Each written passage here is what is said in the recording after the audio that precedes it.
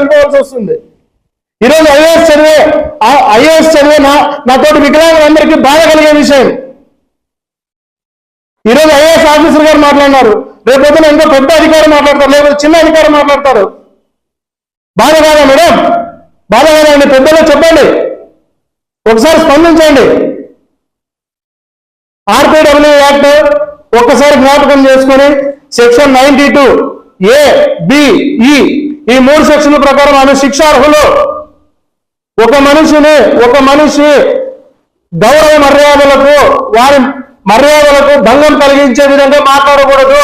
అది ప్రాథమిక ఆదేశ సూత్రాల్లోనే ఉంది, మన భారతదేశ ఆదేశ సూత్రాల్లో ఉంది. ఒక్కసారి జ్ఞాపకం చేసుకోండి. ఎటువంటి పెద్దలైనా సరే న్యాయం ముందు అందరూ సమానులే అని మీరు ఖచ్చితంగా పెద్దలు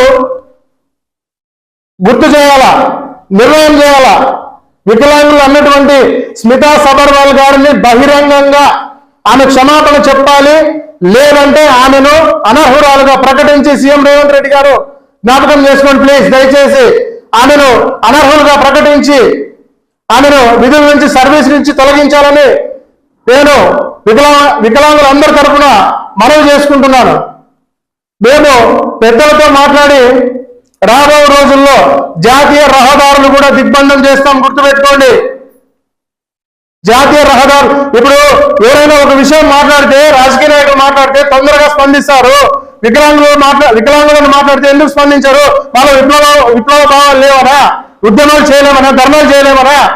మేము ధర్నాలు చేయడమే మీకు ఇష్టమైతే మేము ఆ పెద్దలతో మాట్లాడతాం, అన్ని యూనియన్ సంఘాలతో మేము మాట్లాడతాం. ఈరోజు వికలాంగులు అన్న వాళ్ళు రేపొద్దున ఎవరినన్నా అంటారు మీరు.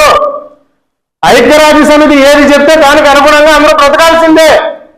దేశంలో అత్యున్నత న్యాయస్థానం ఐపీసీ ఏం చెప్పిందో దానికి కట్టుబడి, రాజ్యాంగం ఏం చెప్పిందో దానికి కట్టుబడి ప్రతి ఒక్కరు బ్రతకాల్సిందే.